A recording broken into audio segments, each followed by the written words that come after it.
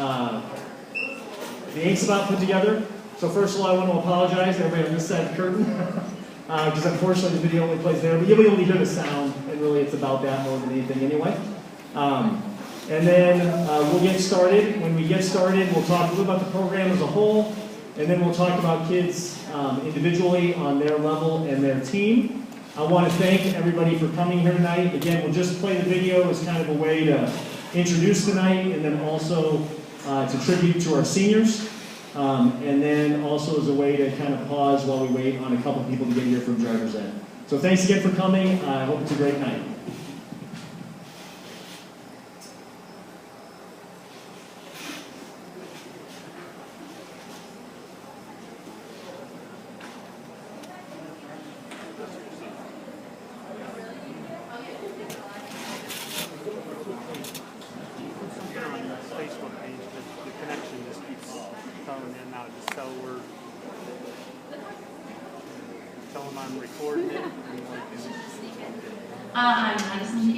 I'm 5'6", and I'm a guard. My favorite team would be West because it's fun to play people that I know and I'm friends with, and it's also fun to beat them.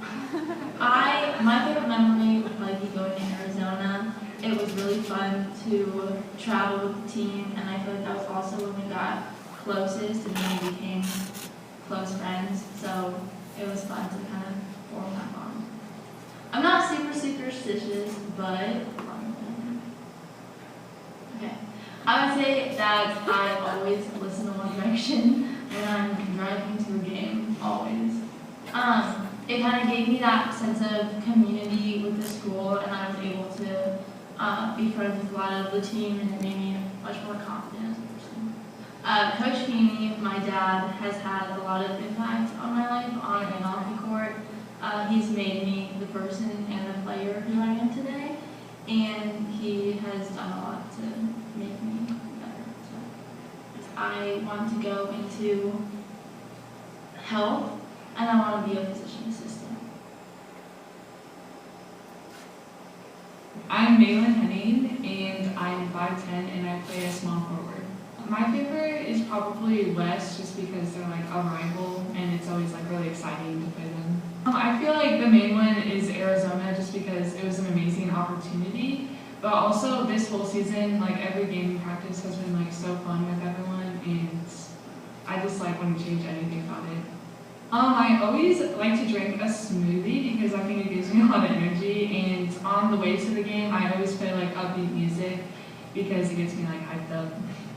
I think overall it just makes you more responsible and more put together, honestly. And I feel all the coaches and teammates I've had have shaped me into who I am today, and I just love them all so much. I think all the coaches this year have been so supportive and amazing, and especially Coach Feeney and Coach Sandra have been so amazing, and I know they respect and care for us so much. And then more specifically, I feel since I've been friends with Madison for a long time, I've gotten to know Coach Feeney, and he's just my biggest mentor, and I could go to him for anything. I want to focus on sports marketing, and I'm just kind of open to opportunities right now for college. My name is Reed Matthews. I'm 5'7", and I'm a forward. West is my favorite opponent to play because they're dirty and I don't like them. So in sophomore year, I was guarding somebody at the top of the key, and I got crossed over really bad, and I did the splits literally. The summer before junior year, we took a trip to Creighton College, and we stayed in dorms. It was so much fun. I usually pray before practice and games. That really tends to help me. So most definitely, Coach Feeney, he's also my English teacher, and he's known me even before high school. He's always there for me, and he knows better than I know myself, and he helps me through lots of stuff. He believes in me, and he when I make mistakes, he tells me to flush it and just focus on the new path. I'm going to Harlan for 2 years, and then maybe transferring to ISU and studying business. Okay, I'm Mallory Olofsson. I'm 5'11", and I play post forward My favorite team to play is definitely West because big rivalry game, and we've just been growing up with these girls playing against them since middle school, and so it's definitely fun to play with all your friends. One of my favorite memories from my 4 years is probably winning regionals my sophomore year. It was just a great game, and it was against West actually, so it's fun to play against them and beat them in a regional championship. So, my pregame superstition is I have to eat a peanut butter and jelly sandwich before every game. So it's something weird, but basketball has been always like a big part of my life, and it's definitely taught me like responsibility and just how to be a team player, and like it's definitely worked on my leadership skills as well. Sandra Finley, our assistant coach, actually has been coaching me since I was really young, and so she's been like such a big impact on me and a great role model for me and as well as the rest of our team. So I'm going to University of Wisconsin-Whitewater to play basketball there and hopefully study occupational therapy. Is that it? Yeah.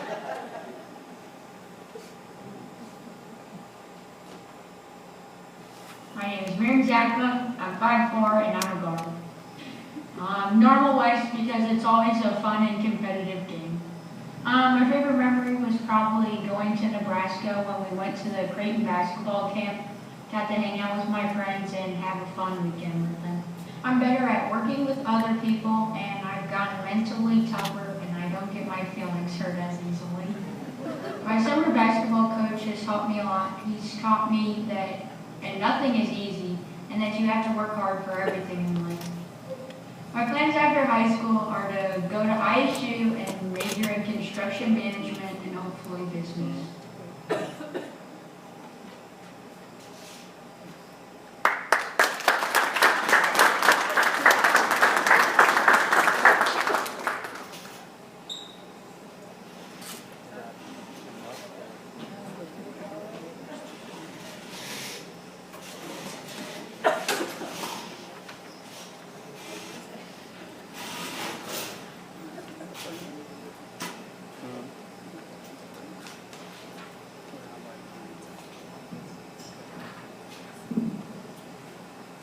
All right.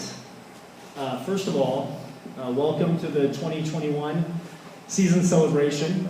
Before we get started, I just want to thank everybody for coming, and I also just want to explain a little bit. So COVID protocols dictate that we can only have 50 people in a room, and somehow this curtain counts as a divider to make 2 rooms. So I don't make the rules. But it was a way for us all to get together on one night, which was important to us. We consider our group one program, one family, so we really wanted to do this all together. So we appreciate everybody being flexible with that. I also want to talk just briefly about some plans here for the future. First of all, just to try to get you the dates that we can get you right now. We will have our camp this summer, June 14th through the 18th. I will post this in Google Classroom in the next couple days. June 14th through the 18th, and the times on that will be noon to 2:30. And then in the mornings will be our little kids camp. If any high school kid would like to help with the little kids camp, they can come and coach. That would be great. If that doesn't work for your family, if you would let me know as soon as possible. I can't promise that we can move it, but if there's a lot of people that have a conflict that week, we can see if we can do something different. And then for the time being, for this week, we have had some kids show some interest in getting in the weight room and also doing some workouts here at school. We're not allowed to directly coach you right now, but we can open up the weight room and I can instruct in the weight room, and then we can also open up the gym if it is available. And so we will start that. We've already had a few kids coming in, so we'll start that tomorrow. And we'll go Tuesday, Thursday, and Friday this week from about 3:50 until about 4:50. So we'll go for an hour. If you're in another sport or if you need a break, by all means, take your break, and by all means, do your other sport. This is just for kids who want to get in there, and we've had a few asking, and rather than us as coaches try to kind of piecemeal it together, it'd be great to have one kind of organized plan. And then we'll be doing that this summer as well, and we'll get those dates to you. Our plan for the summer will somewhat be dictated by what's going on with COVID and what we're allowed to do. Right now, our athletic director is telling us that if we do play another school and they have a case, that because it's the summer, that we would probably be quarantined and we probably wouldn't be allowed to do stuff because there'd be no film or any way to trace it. So right now, we're thinking that for the first couple weeks of the summer, we'll just do our own stuff, and then the second 2 weeks of the summer, we'll maybe compete with other teams. But to be honest, I think our gym is going to be a very competitive place with a lot of really good players. So we just want you in our gym as much as possible, and we'll coach and try to get better. And so that's kind of the plan for the summer. Again, if you have any questions on that, you can reach out to us. We'll be putting dates and things in Google Classroom. Okay? I wanted to get that out of the way in the beginning because I want to talk a lot about this season. And I want to celebrate these amazing young ladies. And that's why we're here. First of all, I want to express how thankful we are, and I am individually. I want to thankful to your entire families for how flexible you were with the different plans, the different season dates that were being announced, and then to find out that we're having a season about a week and a half before it started, and being really worried about how all this was going to work, and you guys were completely awesome to work with as families, so I thank you so much. When I think back to how we started, being announced as the new coach, and then the first time meeting the kids was delivering t-shirts to them, and then seeing them on the tennis courts when we weren't even allowed to do basketball workouts, right? And we had to do these weird agility drills out on the tennis courts, and it was like 120 degrees. And the kids were just so completely awesome and so excited to be there, and it was so rewarding to get to work with them, and it really never stopped being rewarding the whole time. The excitement of learning our season would start, and just being thankful to get to have a season, and your resilience and response to adversity, both as kids and as families, were incredible, and we appreciate it. You know, when we have to talk to people about, you know, going into quarantine or that our season was paused, there were so many opportunities for people to respond negatively, and each time people just rose above and had championship character. And I'm not surprised because you have championship young ladies. I also feel really thankful for some of the individual people in this room, and I just want to name some people that kind of went above and beyond. We could not have made it through without a lot of parent volunteers and to make this season what it was. Addie Ince handled away meals. We couldn't just do box lunches the same as before with the uncertainty of all of it. So for putting all those together, Addie, thank you very much for all your work. Absolutely. As a program, we want to thank you. There was an awesome team effort with fundraising. We think we raised somewhere around $3,000 between sponsors, shout-outs, GoFundMes, State Farm grants, and matching contributions from country companies. So thank you to all the parents for that. I believe it was Chris McConnell who came up with the idea for the sponsors, so thank you very much. Krista Rawlings helped come up with price structure and the shout-out concepts, and thank you very much for that and for your help tonight. Dave Olofsson did a number of things, but the first one we're going to thank you for is handling the Good Neighbor Grant donations from State Farm, so thank you very much for organizing that. Carrie Corson really did a nice job kind of bringing it all together, setting up the GoFundMe, getting the sponsors, the shout-outs to our Facebook Live folks to be announced every game. Thank you very much, Mrs. Corson. I want to thank Jeff Finley, Coach Finley's husband, for taking pictures and what special memories that he created for us. And the girls love seeing the pictures incorporated into nights like tonight, senior night, and lasting memories. So thank you, Jeff.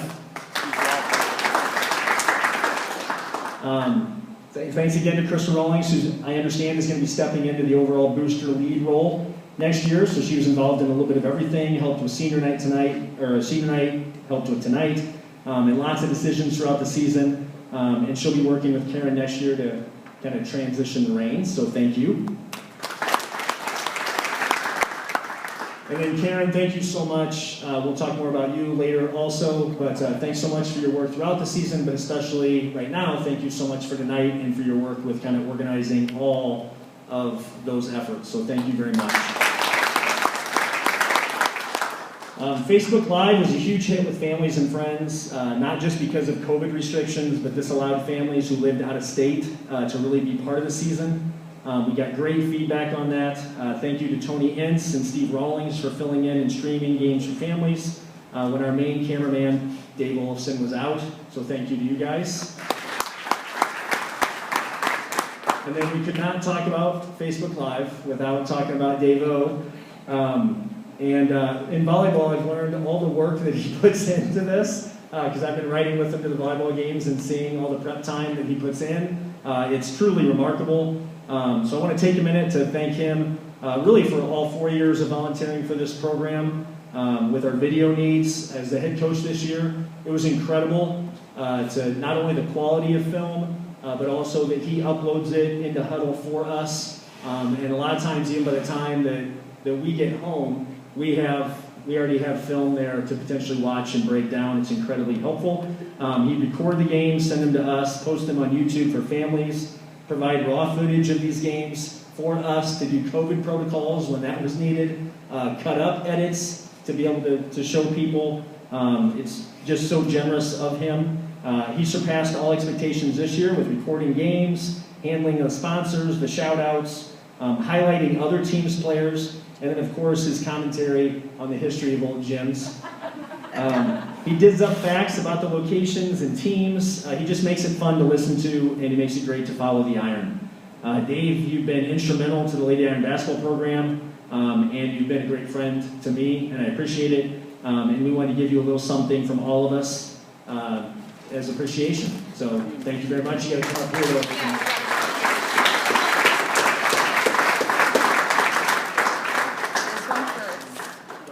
Yeah, you have to open it, just for fun. Yeah, you have to open it.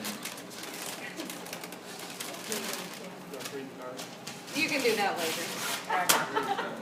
If you want to provide commentary on... Yeah, on my wrapping. Oh my God. This is very cool. Yeah. I think you'll need it. I will need this next year.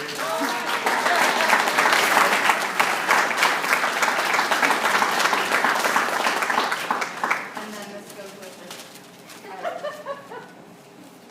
Here. Very cool. Awesome. Thank you very much.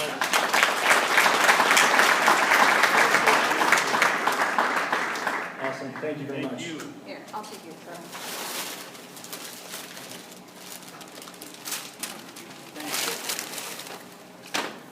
And then Karen, if you just want to stay up here, if you want to throw stuff away first. But I thought since you were giving Dave his gifts that he might want to return the favor. Karen was unbelievable for us this year.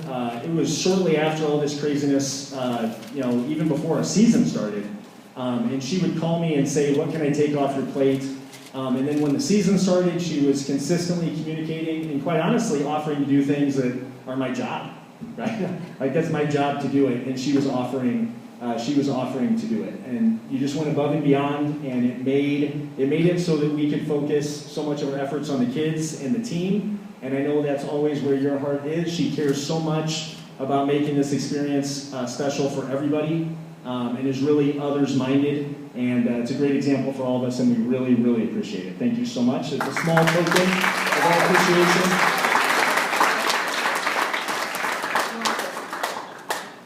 And then one more shout out of thanks. I believe we have a fan watching tonight, and that is Frank Becker.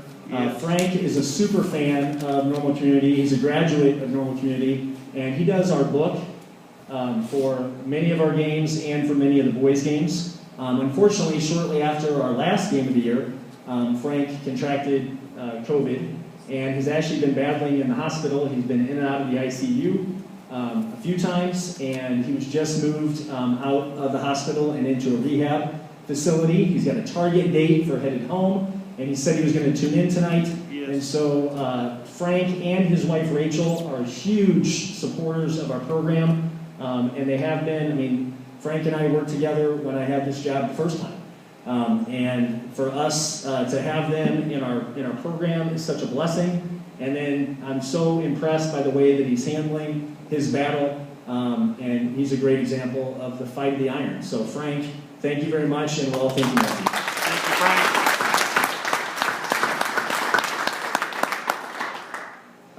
When I talk about those things, it's the vision of our program. It's iron sharpens iron.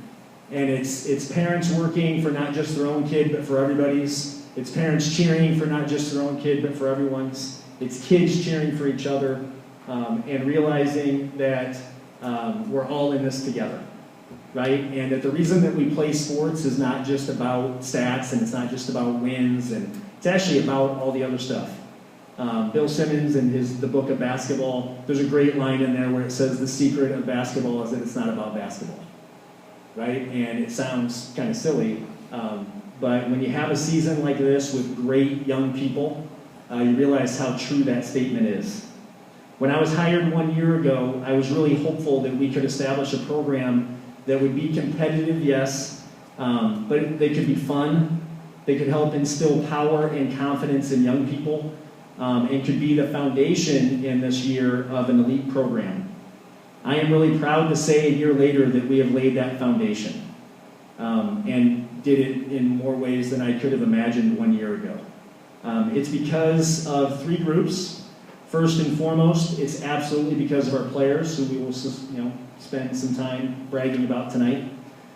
It's absolutely about our parents and the families, your support, and it's about our staff.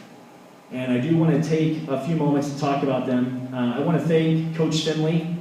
I am so thankful that you volunteered for us, for the great example that you set for the young women in this program, for the teaching and coaching you provide, and for the friendship and advice you provide for me personally. Thank you so much. That is the best. I recruited for Wesleyan for 8 years. And by far the best recruit I've ever signed is Sandra Finley. Thank you so much. And hopefully you don't mind me sharing that she is committed to coming back next year. So I like to say that out loud just in case she wants to go back on it. That makes it a lot harder for her to do. Coach Goodwin, I would like to thank you for joining our staff as well. I still remember our interview. We did it over Google Meet with Mr. Kerfit, and you mentioned that you felt one of your strengths was building relationships and connecting with young people. Boy, was that an understatement. I think I speak for the young ladies in this room. So many people have built that relationship with you, and it's so powerful to witness that and to be reminded on a daily basis that that is what great coaching is about.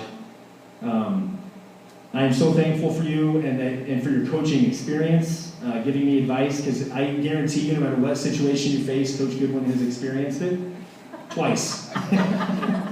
And in a multitude of schools and a multitude of people, and it's just incredible, and your advice and wisdom is such great counsel, and I thank you so much, and I'm so thankful that you're on our staff.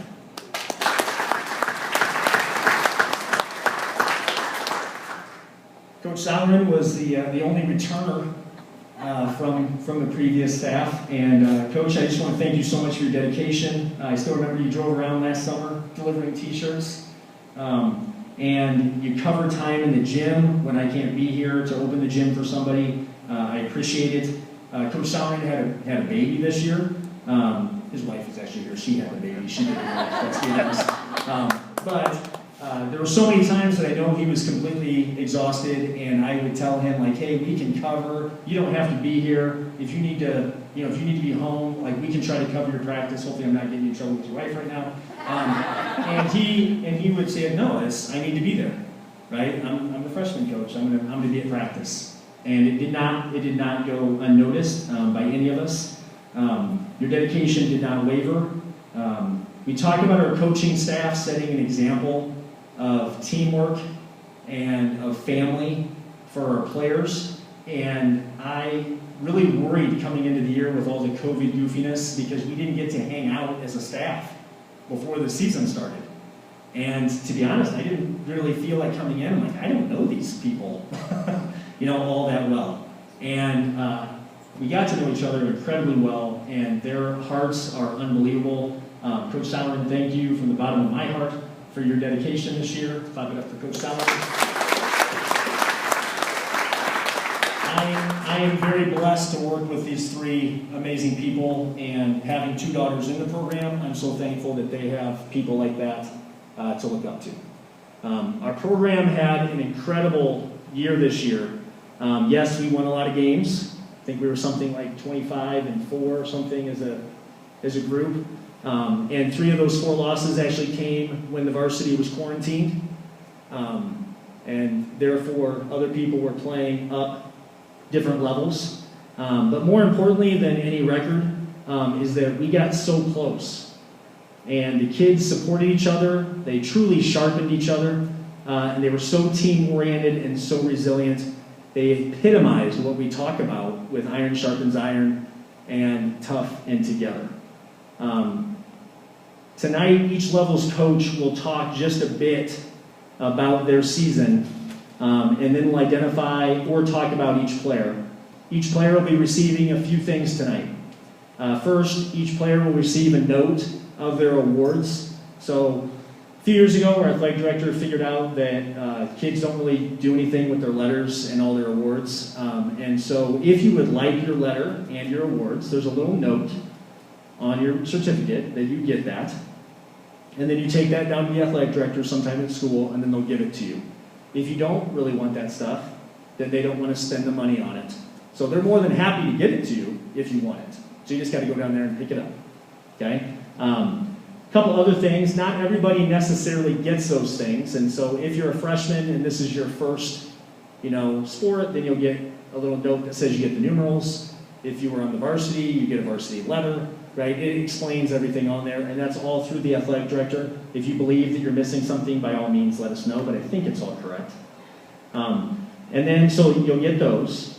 And then also, players who have not received pictures yet, those are kind of up on the table just to the left of the senior placards over there, of the photo boards. And so if you never picked up your pictures, those are up there to be picked up for your team pics. And if you don't get those tonight, you can get those from me at a different time. And then also each player will be receiving an index card. After the season, I met with each player in the program, and we talked about this season, and I got their feedback. And then we also went over a final 4 things that we kind of want to focus on in the off season to improve. So I wrote those on an index card along with a little note, and each player will get that. We'll get that tonight, and that's kind of something for you to hang on to, and then to make sure that we're working on those things. I was so impressed, by the way. I've been doing that meeting thing for years, and these were incredible. The poise that kids showed, the maturity, the self-awareness so often that's lacking for a teenager, and these kids have it. It's so impressive. And then one more thing that each kid will get is everybody in the program is getting 2 t-shirts tonight. The first one was designed by Coach Finley, and it is a Big 12 Conference Championship shirt. And everybody in the program will be getting one, because again, everybody was a part of this. And then on the back, it says on the front. And then the second t-shirt says, on the front, it says, "We win before we take the floor." And that's not some kind of statement of arrogance, like, I realize it can read that way. But what it really means is that we do all those little things so that when we take the floor, we've taken care of our business beforehand. And then also, I'm a big believer that champions are champions everywhere. So you can lose a game one night and still be a champion because you're a champion in the classroom, you're a champion in the hallway. So we want winners in life, and that's really what this is about. We spend a lot of time talking to our kids about not evaluating themselves on one performance. Bree mentioned this in her senior video about flushing it. That was something we talked about a lot. Moving past mistakes. Started the season by talking about next play. And we still weren't doing a great job of moving on. So then we started talking about flush the old play and just move on. And so that idea of, persevering, and that's what it's about. Again, it's not just about a score on an individual night. And then on the back of that shirt, it says the real 11-0, because again, this isn't just about a score. And so I want to just quickly explain these because I don't want people wearing a t-shirt that they don't understand. The varsity kids, I think, will get all these, at least I hope. But number one is we dance, right? So that's something that we do. So after every win, we dance in the locker room. Everybody actually danced with us at Chittix this summer. We practiced this dance. I was really worried that we were never going to get a COVID season, so we practiced it. And we actually said, we had a vision that, hey, we're going to play great, and we're going to dance in the locker room, and it's going to be fun. And then we never mentioned it again. And then after the Moline game, I remember wheeling in the speaker, and I didn't even know if they'd remember it, and they went crazy. They were so excited. And I'll have such great memories of that. So number one, it says we dance. Number two, it says we flush, right? And then in parentheses, it's got a little explanation. So we dance, shake it, we flush, forget it. Number three is we live, ISI and TNT. In parentheses, it says know it. Number four is we get on the floor, see it. And then it says with 3 seconds left, up by 18, which is a little shout out to Andrea Merkel, who in the conference championship game dove for a loose ball when we were up by 18 points with only 3 seconds left. It was awesome. Number five is we clear our minds, sing it, because clear our minds and the rest will follow. Number six, we think swish when we shoot, so hear it. Number seven, we are in rhythm and on balance, feel it. It's a little shout out to Ivy, because she reminded me that we shoot when we're in rhythm and on balance. Number eight, we uncage ourselves, so free it. Number nine, we drop keys for others, sharpen it. Number 10, we are ridiculously unselfish, share it. And number 11 is we really love each other, believe it. Okay, and I don't know that I've ever had a team that really lives these things as much as this group of young ladies does, so we wanted to have a reminder for each of them. As this night goes on, you're going to hear a lot of the same things, which is just how coachable our kids were, how great our kids were to work with, and we mean it. I mean, this isn't just coach speak. This is sincere about how great these people were to work with. So let's get the night started. So Coach Sauerin is going to come up, and he is going to talk about our freshman team.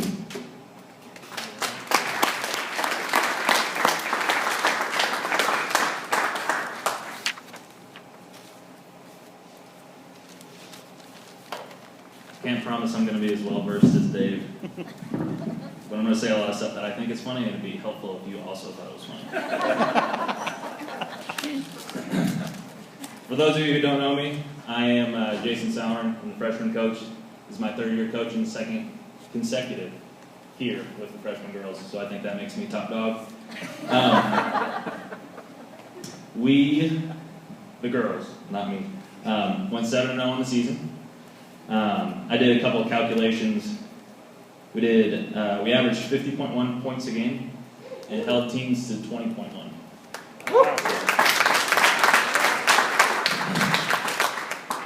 Put the hurting on a couple of them. And that's all credit to them. I did very little with that.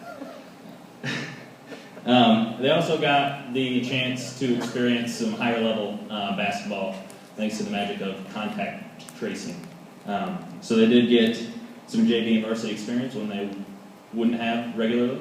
And I think that's something that you can hold over a lot of girls your age's head. So, without further ado, I'll go ahead and introduce my players. Real quick, when you do come up, just after you get your stuff, you'll head back to your seat.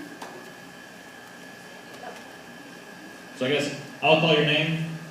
I'll say my little blurb as you're walking up, and hopefully I'll be done by the time you sit back down for the next person. First up, Sophie Barlow.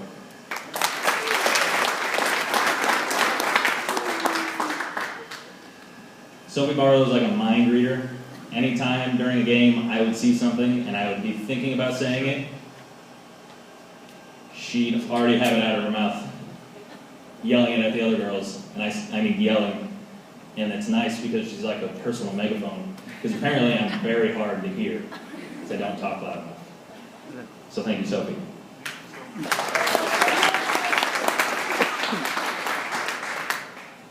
Next is Meadow Bronke.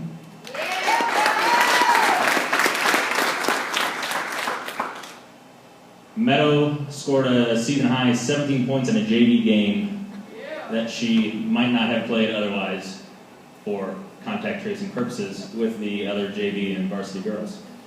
I think with that, her teammates would agree with me. If I had a most improved player award to give out, then I would definitely give it to her.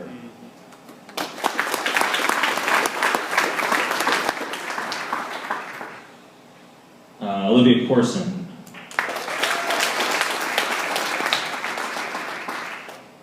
First day of practice, I walked in, I had a plan. Olivia said, "Let me see it," tore it up, and said, "This is what we're doing." I will, that wasn't real. That was fake. I will say, all state selections came out a couple weeks ago, and I think some of our nominations may have got snubbed. But there was a girl across town who was an all-state selection, who played a JV game against our JV. Olivia Corson guarded her the whole game and held her to 4 points. So I think that says a lot about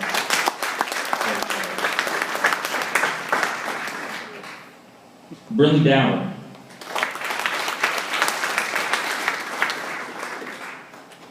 I learned quickly that Brinley can really take being picked on well. So I just really picked on her a lot. She is one of the easiest players I've ever coached, not because she just listens and does it, because she actually has questions afterwards, sometimes to the point it's like, you gotta stop. But it's also good because you never know when you teach something, you say, all right, everyone understand, everyone good? We need to go through it again, and Brinley has 14 questions about every single situation that could possibly come up. So I appreciate that.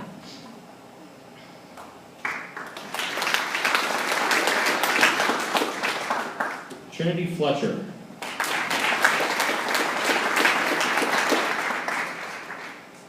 Trinity Fletcher is all out 100% of the time. She'd be on the floor diving for a loose ball and then be the first one back on the other side of the court. Trinity, because of this, I think I saw her dive on a ball, be on the bottom of the dog pile, and then try to help someone up on top of her. So she won the sportsmanship award for the freshman.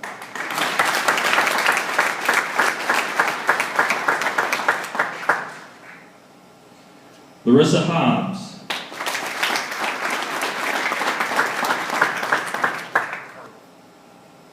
Larissa is the best at sort of keeping secrets. You could cut her leg off, ask her if something's wrong, and she'd smile and say, "No, I'm fine."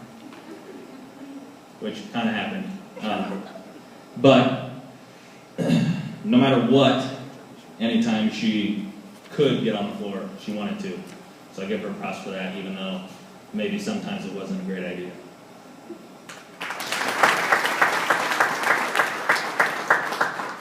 Alliance.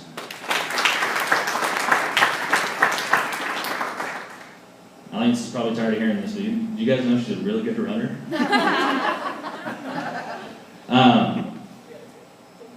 Out of all the girls on the team, we play very unselfishly. She's probably tied for the most unselfish on the team, to the point of which we had to tell her to shoot the ball, because she'd be 2 feet under the basket and she'd want to get her teammate to score. Just shoot the ball. Ellie Killian couldn't be here tonight. I understand she might be watching. Ellie Killian is a nut off the court. Somehow, in our 7 o'clock bus times, she was more energetic than any other time. That being said, she was one of the most timid on the court, which was weird. But she did surprise me. She would just pull out some post move that I had never seen before and I could never pull off. And that's not saying much, but I mean, she made it look good and she put the ball in. So, Ella Killian.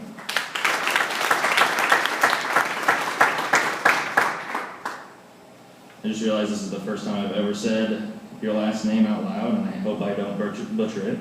I said it on my head a lot. But Shloka Ravnathala.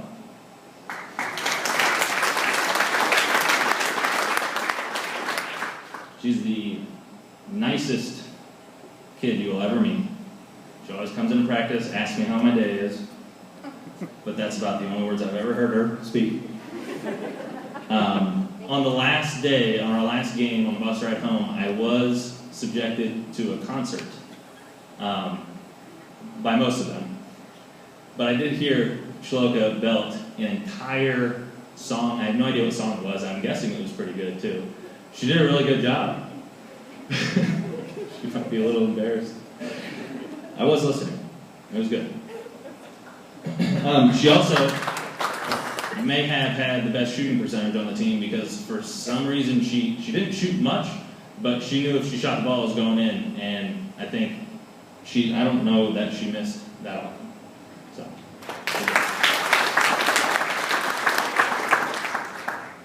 Gianna Rollins.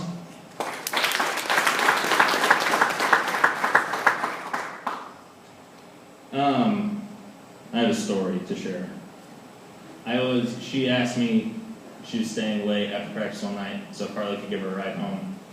And she asked me if I could rebound for her, and this is the type of player that Gianna is. She hit, I don't know, I was huffing and puffing, getting rebounds, passing it back to her, and she hit 6, 7 in a row. And she stopped, she said, "What am I doing wrong?" I said, "What? Making shots?" And I don't know whether she thought she missed them or what, but I mean, it was one after another after another. What am I doing wrong? Nothing. Just shoot the ball. I'm tired. So I will also say, I said Meadow is probably our most improved player overall. I think Gianna Rollins improved most as a basketball player. Yes, there's skills that we can all improve on, but like the decision making and being a teammate and the overall player aspect of being a basketball player, she improved that quite a bit.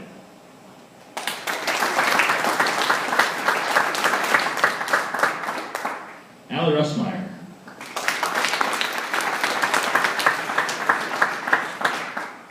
Allie Russmeyer was the other most unselfish player that I've ever worked with.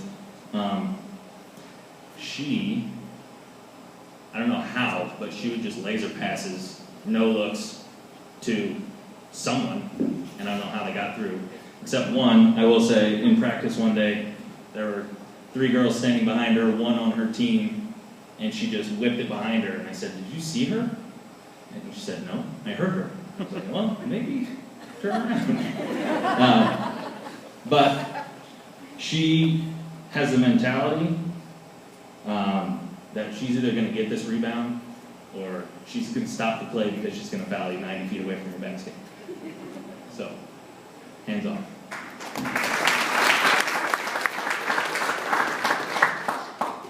And then, last but not least, Addie Snoink.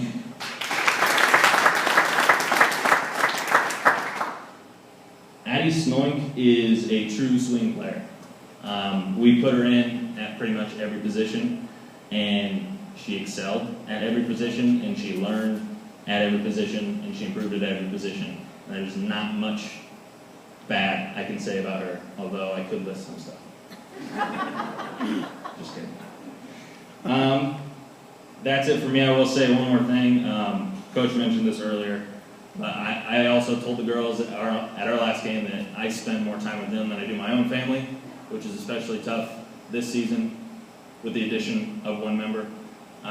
So I would like to thank my wife, who's sitting over there, for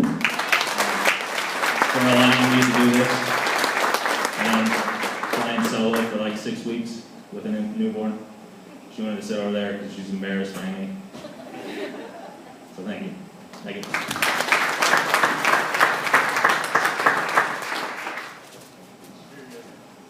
I'd like to introduce Mike Goodwin, the JV head coach.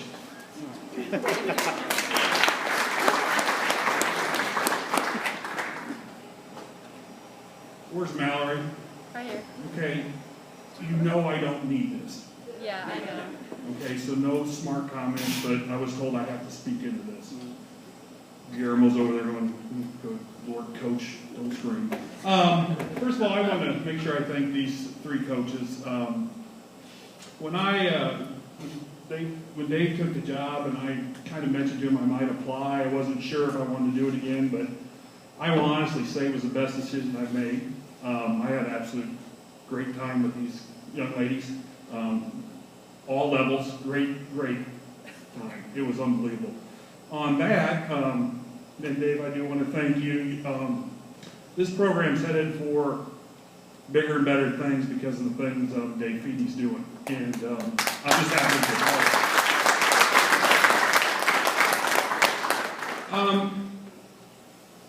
Mrs. Rawlings and Coach Feeney humbly pointed out that I've been doing this a long time. Gianna's mom goes, "How many of these banquets have you done?" And I was trying to sit over there and count. I can't. At least, I'm coaching 2 sports at times, probably about 40 to 50 of these banquets. I don't have anything written down. That went away a long time ago because I'd write it down and I wouldn't follow it, so I stopped doing it. So I'm just going to kind of speak in general here at the beginning. I don't teach math. I have no idea how many points we averaged. I have no idea how many points we gave up. I leave that for other people. But I will tell you on all levels, the improvement through the season was what I was worried about. Dave and I talked when I took the job. I honestly could care less if I ever win JV game. It doesn't really matter to me. It's more important that they win when they're on the varsity level. It doesn't matter because they all grow, they all change. One thing I've noticed is sometimes the person as a freshman who you're not sure is going to ever play any significant minutes could be a lead scorer as time they're a senior. You don't know. And I think and my job and coach's job is to get the kids time. And I will say everybody improved all the way through. And I think that was fantastic. I'll try to say you always do these banquets, you try to say some things nice about every kid, but there's some things in general about this group. Like I said, they improved. I also had a little bit more hair before they entered my life. From spending, what, $45 on Girl Scout cookies. We had a game in Pekin, and a lovely group of young ladies threw an absolute fit when Coach and I said, we are not stopping to get the little Girl Scout cookies. And then they didn't let up. So I finally said, I'm done, and bought the cookies. But I don't plan ahead, because I forgot to get the cookies for the girls on this side of the room, so then they're mad. So I owe you guys cookies. What else through the year? One of them, who shall remain nameless, locked my keys in my car. Didn't mention any names. He was being polite when it was cold to start my car. The last freshman game, I was out doing football, and called Coach Sauer and said, how'd you do? Well, we killed them. And they tried to kill you. And I was like, what are you talking about? Well, we pulled back into the school, and there's an ambulance out by the pool. And he wouldn't name names, but he said one of them said, oh, Goody finally had a heart attack and died. I had a pretty good idea where to start the accusing. And Sophie, Livy, Brinley would be the 3 prime suspects. And one of the 3 did it, killed me off. But I do get even.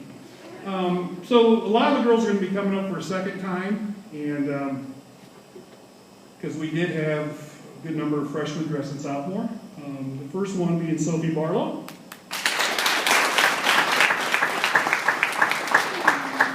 And I'm assuming they don't get 2 shirts again. No, just the one. That would be him. He's not spending the money. And Sophie someday will rule the world. I'm afraid of her. One of the ones that killed me off. And Olivia's tried to kill my sub. Olivia's ritual now is after, what, 5th hour? She comes into my room, which I have a very trying class, and it makes me feel better. And she comes in and sometimes yells my name really loud and made me fall out of my chair one day. So I had a sub who had to be about 95 the other day. And I was like, oh my gosh, I hope Libby doesn't come in there and scare him to death. Jocelyn Catoni Sullivan, first sophomore. Jocelyn came back off her knee injury, and I think she got a little bit more confident as the year went on that she's going to survive. She's going to do some special things. Okay, you're welcome. Brinley Dowd. Brinley was one of the few of them that I have taught how to drive, and she's going to get a better score than her brother because I gave her some extra tips. Our sportsmanship award winner. Somebody I'm very proud of. I never had to ever say, you need to go a little harder. Never happened. Ella Gardner.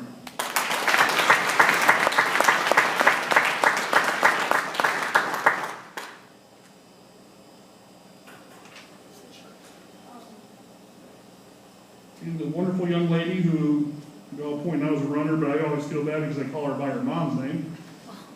How many times did I do that, Allie? Quite a few. A couple of your teammates have pointed it out all the time. Allie Ince.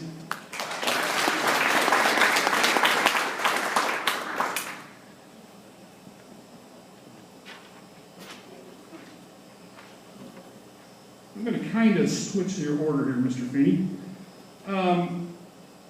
Two of our young ladies that dressed varsity, who unfortunately got quarantined and missed kind of 2 seasons, I would like come up separately so I don't get in trouble for contact tracing, okay?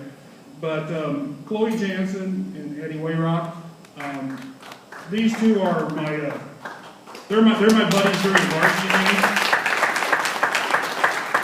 For some reason, they both like to hit me a lot during timeouts. I don't know. Chloe may claim I did it to her first, but it's not true. And Eddie Wyrock.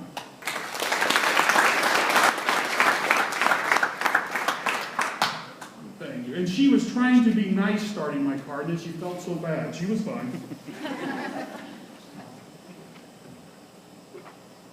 Aurora Kimana.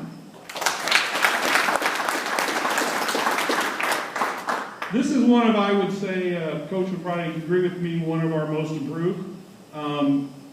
During the year, early in the year, she would fall down an average of 3 times a minute, but she improved down to 1, but she really, really improved, and we're really looking forward to see where she goes.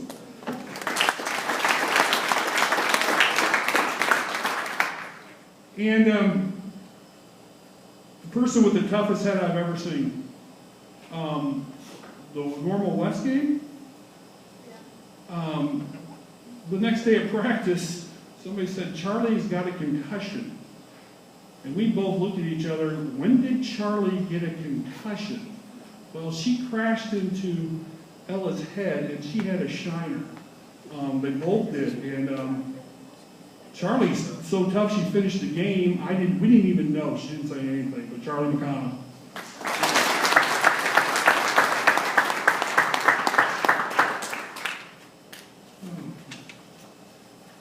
The next 3 in order.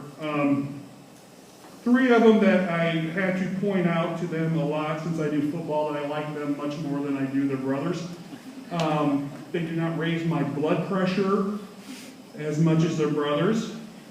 Not even close. And one of the brothers is sitting here. But Ruth Oliveras Viriato, another unbelievable. In just a short time, the amount of work she put in and improved was unbelievable. She really did well. 100%. And then the girl with the wristbands. Nobody could style the wristbands, and I have to disagree about who our nicest person was. Hands down, Kayla Potts.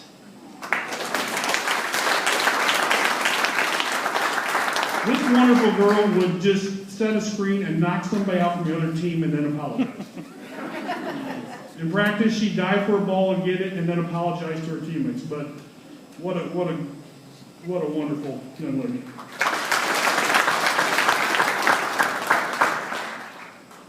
And then my last one I coached her brothers, Allie Rustmeyer, who Allie every day when I'd have double practices would make sure to say, make Drew run, please. That was the last thing she'd always say to me. Towards the end of the year, we decided we were going to try Allie at the one position, and we would send her in games a little bit late to play and point, and she would kind of stare at us like we'd lost our minds. But she did a good job.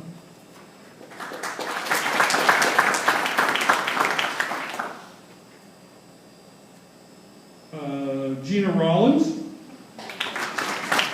Gianna, I'm sorry. I really got to know Gianna during, I had her for driver's ed also, and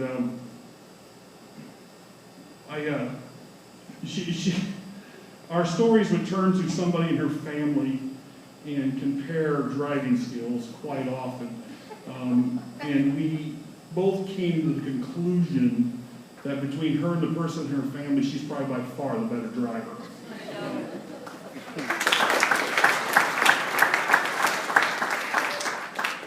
Leighton Salisbury. I hate to go back to driver's ed, but when we were doing behind the wheel, Leighton said, I hope I don't get hurt this year. Just jinxed herself from the get-go. And then she got hurt right off the bat, but she was able to come back at the end of the year and get some games in.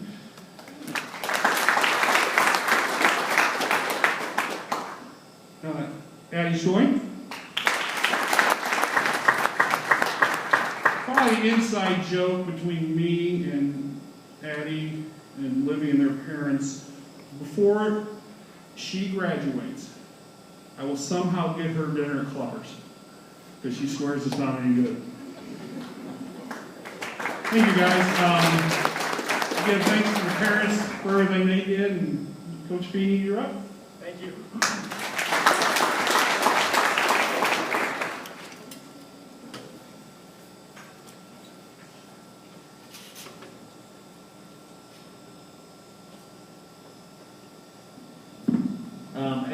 First of all, I want to talk just quickly about again, our staff and the heart they have for others, and I think you can hear that as they talk about the kids.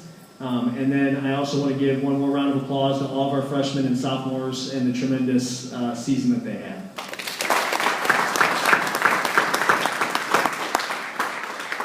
As we talk about our varsity, I love the story because it starts with struggle, as most good stories do. Our opener against Moline, that first quarter might be the ugliest thing we've ever seen. We were down 10-2. I was questioning my life. But our team was so resilient. And I remember after that game, my dad was at the game. 45 years old as of yesterday, and my dad still comes to my games. Pretty awesome. And I remember, he said, he's like, you seem so calm for you, right? Like, that whole first quarter. And I remember telling him, I just had a feeling with this group. And it goes back to that shirt. It goes back to winning before you take the floor. Like, when you deserve good things tend to happen. And I didn't know for sure if they were going to happen that day. But it was so much fun when the tide would turn with this group. We went from being down. In that Moline game, we trailed at the end of every quarter, heading into the fourth, and then we won by 17. Against Peoria Notre Dame, a couple games later, we were down at one point 24-10 and playing just as horrendously in many ways. And then all of a sudden, we kept battling. Even when we weren't playing well, we never stopped fighting. We never stopped believing in each other. We never turned on each other. And then when that tide would turn, the other team would. And it was so much fun to see. Resiliency is so important, and these kids have it. A couple things, as a team, I believe we have the lowest defensive average now it's a shortened season, okay, but in normal community girls basketball history, for a varsity team, they average giving up 30.3 points a game. It's pretty hard to lose. when you only give up 30.3 points a game. Only 2 teams all year scored over 40. Moline was one of them. In that first game, they actually scored 27 on us in the first half, and then only 15 after that. Pure Notre Dame scored 26 on us twice in first halves, and never got to 40 either time. That was pretty sweet. And then also Bloomington got to 40 in the tournament at the end of the year, and your coach got a technical that gave him 2 points. So that was on me, not on you. So that's remarkable, though. And defense is about toughness and a mentality and a stubbornness, but it's also about teamwork and about doing things together and help side and rotations and intelligence and understanding a game plan and what we're trying to get the other team to do. And this team had it. Then they were playing really well, and then the season gets paused. The JV filled in for us, and one of the things that we talked about with our JV, actually, if you guys remember this story, I told it to you at Peoria High, we talked about how success comes after the splat, right? And I told them this parable of this guy that goes to a guru, and he asks which path he should take, and the guru tells him, you take this path right here. And the guy takes the path, and this giant rock lands on him. And he comes back to the guru, and he's like, you lied to me. And he's like, no, I'm serious. Take that path. And the guy takes the path, and sure enough, another giant rock lands on him. He comes back to the guru, says, I don't understand why you keep leading me down this path. And the guru says, I don't understand why you keep stopping and turning around. Right? Success comes after the splat. So you got to fight through adversity. And for our JV team, they got thrown in to some adversity. They played 2 very strong varsity teams, and they, in some ways, I'll say this. In some ways, it wasn't fun for them, and I know that because the score wasn't fun. But in some ways, it was really fun. And I know as coaches, we had a lot of fun going to battle with you guys. And then also, as a varsity group, it helped us. Because then we ended up playing one of those teams. We ended up playing Danville in the conference tournament. And I remember telling our varsity, hey, our coaches already saw these guys. Right? Like we already saw them up close. We know exactly what they're going to do, and it helped us prepare for exactly what Danville wanted to do. And just like that, so our varsity gets put on pause, and then our varsity comes back, and they've only played 4 games at that point. And then we're going to have 7 games in 9 days to finish the season. And I still remember we're playing at Bloomington and we haven't even practiced, right? Coming out of quarantine. And they were so resilient in that game. And just, again, you keep hearing these same kind of principles of, battling through adversity, being resilient. And again, that's really what that undefeated means. We were unbreakable by those things. First of all, they went undefeated with our varsity group at 11-0. They have an undefeated Big 12 Conference regular season championship. They have a Big 12 Conference tournament championship. And I told them after the last game, you know what they call people who win championships? They call them champions. And that's what these kids are. They were that without that. But that just is that's the icing on the cake. And again, they did that beforehand. When we were getting ready to play Peoria Notre Dame on the Friday night, it was in the semifinal of the conference tournament. So no matter what, even if we won, we knew our season would end on that Saturday. And I didn't know how much we had in the tank. It was going to be our 6th game in 8 days at this point, and I wasn't sure how resilient we could be. And our season had already been incredible. And I remember I went into the locker room. We were getting ready to play in the small gym. And I went into the locker room and I told the kids, hey, just so you know, no matter the result of this game, we're going to come in here and we're going to dance. We're going to celebrate what we've done this year. It's been an incredible year. It's been an incredible journey. I've never had more fun coaching, right? You guys are so awesome the way you care about each other. We're going to come in here and dance. And that's what we mean by winning before you take the floor. They were worthy of celebrating regardless of the result. And then they got the result anyway. They go out there, they're down at half, and they come back and they tie it, and then they win it in overtime, right? Because 7 games in 9 days just wasn't quite enough. We wanted an extra 4 minutes, right? So again, it's just, it's that resilience. On that note, before I get into talking about the kids individually, Megan Patty was a player that, if you guys remember, I talked about this season. She was the point guard on my very first team I ever coached here. So this would have been in 1999, back in the 1900s. And Megan was a freshman who started varsity, and in some ways, and I mean this completely honestly, like, she wasn't good enough to play varsity. Like, we had no numbers, right? She just got thrown into it, and it was so tough on her. And that year we started 0-8. That wasn't fun. And we had 2 freshman guards that were starting and who cried on a pretty regular basis. And then we ended up 9-17. We went 9-17 again their sophomore years. And then their junior year we went 18-10, and then their senior year we went 27-3. And all of a sudden, just like you guys, the tide had turned. And Megan Patty was a big part of that. Megan now lives in Maine. She actually attended one of our games last year at Intercity when you guys were juniors. But Megan texted me this weekend and texted me a video, and I just wanted to show it. And again, it's not anything you need to see. If you just listen to her message, you'll see what I want you to hear.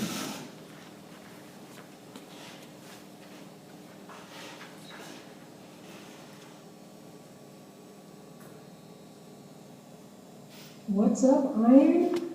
So if your last name isn't Feeney, then you probably have no idea who I am. My name is Meg Patty. I had the privilege of playing under Coach Feeney in his first season at NCHS as the girls basketball coach. So you could say I taught him everything he knows. I mean, I wouldn't say that, but you could say that. No, but seriously, I really just wanted to drop you all a line and let you know how proud I am of you.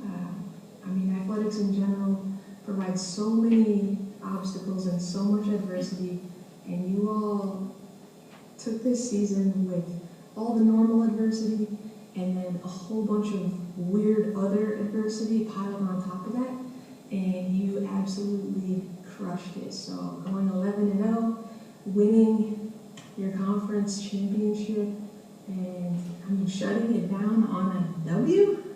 I mean, so few athletes get to finish their season on a W, so that is so special, and I hope you all feel that, and I hope you know that there are people like me out here looking in on you all, watching the program thrive, and feeling an immense amount of pride. So, congratulations on a great season, and I hope you take all sorts of lessons away from your time this year for not just athletics, but for life, because that's really what matters, and that's what makes sports so special. So you should be proud of yourselves. I'm proud of you, and congratulations.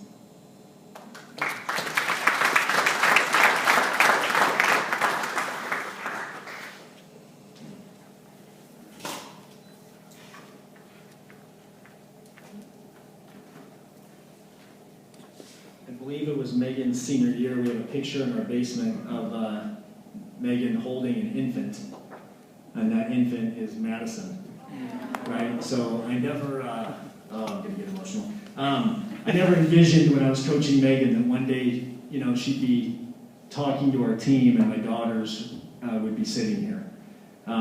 Every year, I say to our team, to select kids typically, but a lot of times, you know, to everybody, you know, that I'd be proud if, you know, you were my daughter. I hope, you know, I used to say to Megan, I hope my daughters end up being like you guys, and this group just epitomizes that. You guys are incredible people, and it's so much fun to coach you guys. As I talk about each player, we're going to bring them up, do the same thing the freshman and JV did, and then there are some additional awards for the varsity, okay? First, our first honoree was our manager this year, and that is Megan Manning.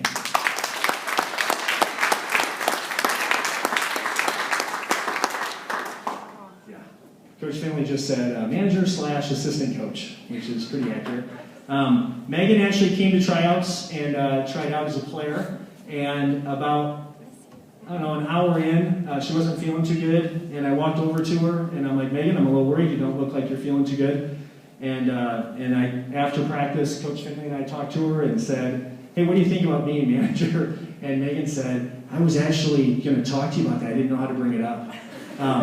And it turns out Megan wasn't really not feeling good. She just had like anxiety about telling us that she really didn't want to be on the team and that she wanted to be a manager. And she was absolutely incredible this year. One of my favorite moments of the entire journey this year is there's a highlight that we showed the team where we're in the middle of a huge run and we hit a big shot, and Megan is behind our bench in the socially distanced bench, and you see her jump and like wave her fist in the air, and then she goes like running back and forth in this sprint as she celebrates. And again, that's what it's about. That's what sports are about. And so Megan, thank you for reminding us of that, and thank you for your dedication to our group.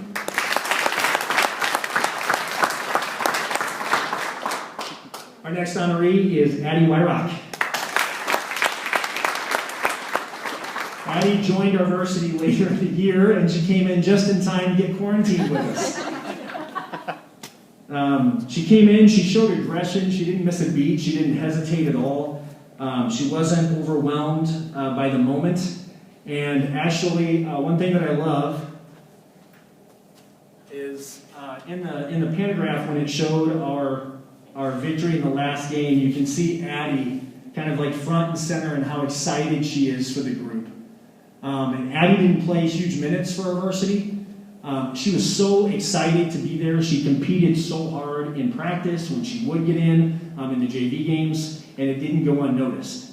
Addie, it meant the world to all of our kids, and it meant the world to me. So great job, Addie. Next is Chloe Jansen. Chloe was with us all year, but played most of her minutes on the JV. We saw Chloe do some great things in workouts leading up to the season and in practice. She is developing into truly a great player. And when her conviction and confidence matches her ability, and I mean this, like, look out, because we can see it. Her heart for the team and wanting to help the team, she puts a lot of. We're going to say this probably a lot, and we said it a lot during our season. We have so many kids who put so much pressure on themselves and hold themselves to this incredible and sometimes impossible standard. And Chloe does that to some degree. But we are so impressed by her. And how many times we came home from workouts, and Coach Finley and I would talk about, like, did you see what Chloe Jansen did today? And there were just some great things, and as she continues to develop that conviction and confidence, it's going to be even better. Great job, Chloe. Next is Jocelyn Jones-Sullivan. Jocelyn was another one that was with us all year, but played most of her minutes on JV. At times in varsity practices, she would show real glimpses of being not just a varsity player, but a major contributor, of being a multi-threat player. Jocelyn sat out 99% of her freshman year with an injury. And so this was her first year kind of back full force in high school. And she truly did a great job. She showed the ability at times to play a multitude of positions, to handle the ball, to drive it, to shoot it. She's been on a lot of teams at times, including in junior high, where if something was going to happen, she had to do it. And so I think Jocelyn would agree that she's learning how to play around people. And I don't mean that bad at all. Like, there's something to be said for needing to do it. Carly's shaking her head because in her junior high experience, Carly had to do it. So sometimes you learn how to play with people, and Jocelyn did that really well this year, and was receptive to our coaching at times when we'd say, like, hey, I know you can go get it, but can you go get it for someone else? Can you get in that paint and kick out and get a shot for someone else? And that's not always an easy thing to be asked to do, and she did that really well. So great job, Jocelyn. Next we have Lauren Halava.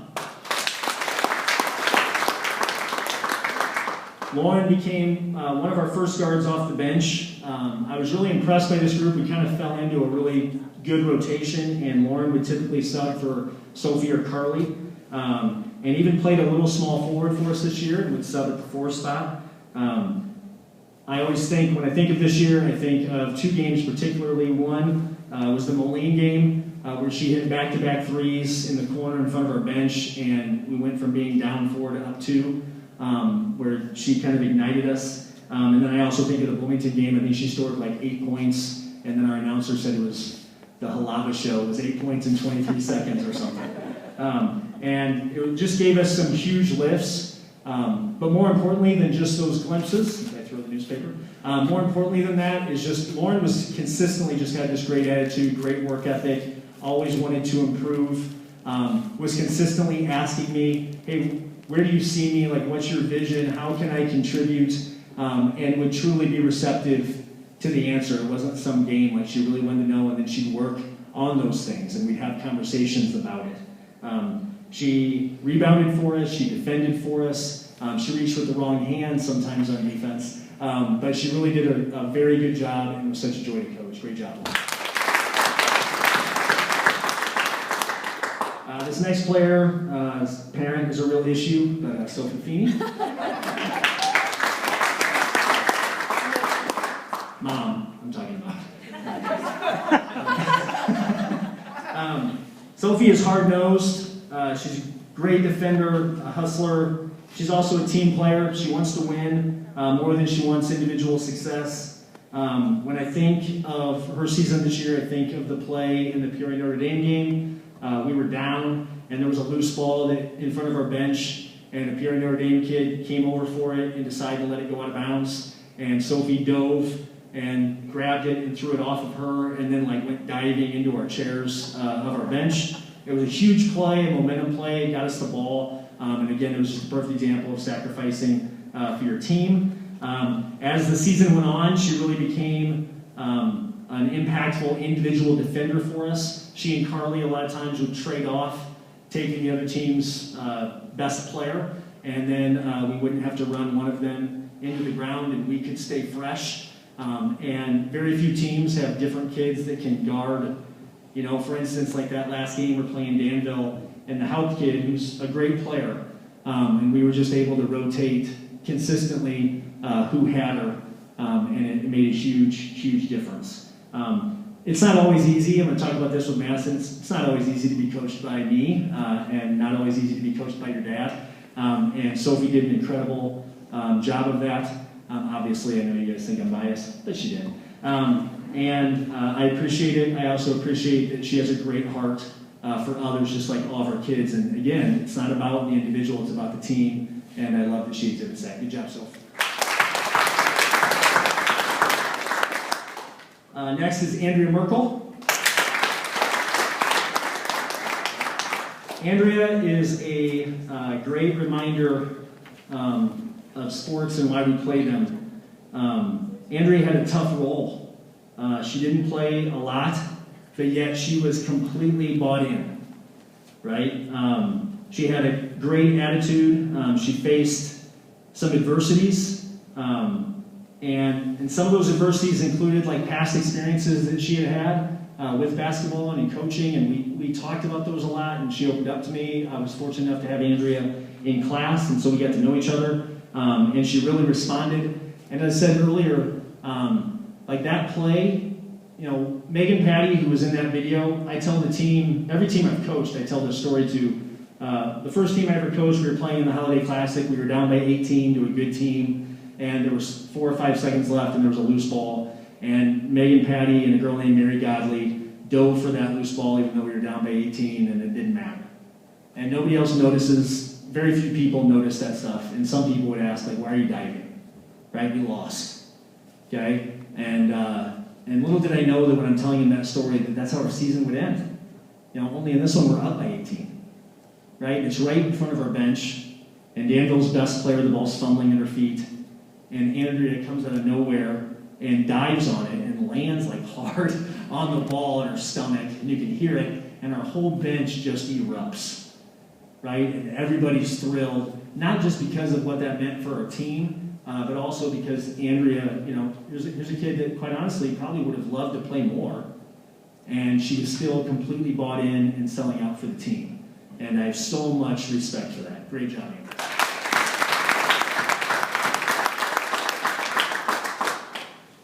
Next, and I know you guys get your t-shirts, I do have your certificates and your cards here, so we'll get those to you at the end. Next is Paige Walker.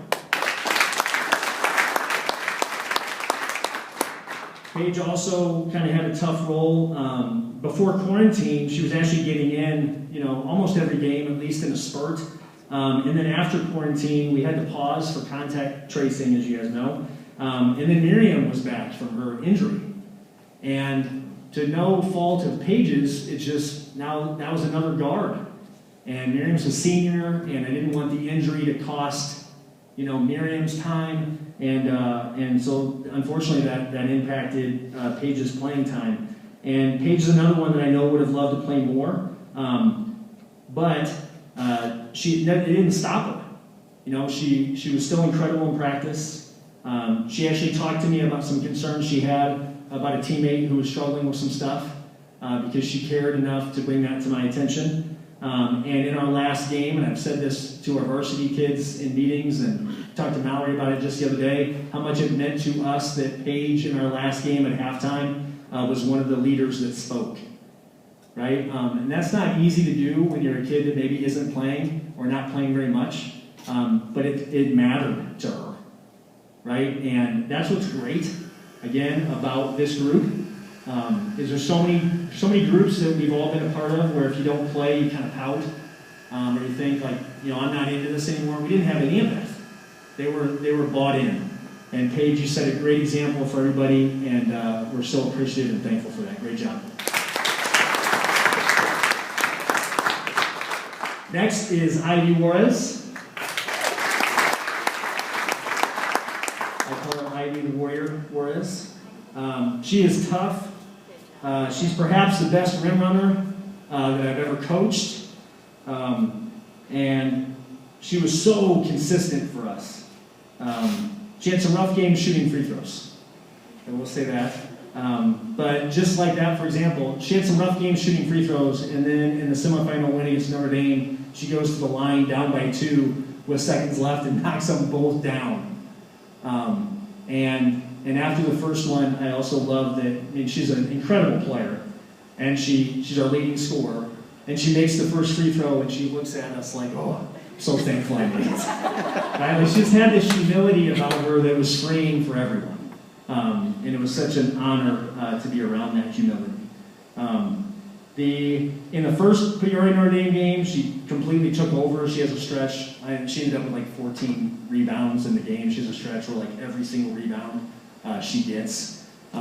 She was just so consistent for us. It's such a luxury as a coach when you can just say, okay, this kid, we're probably going to get about this. We're going to get this many points and this many rebounds. And for the most part, she did that. She actually had one game all year where she didn't score in double figures. Right? So just an incredible job. Again, it's not about stats. I know I talk about stats, but it's not about that. It's just about that she brought this consistent warrior-like battle to every game. She didn't get down on herself when she missed. She just kept, well, she did sometimes. But she kept playing just as hard. Great job, Ivy. And next we have Carly Creasy.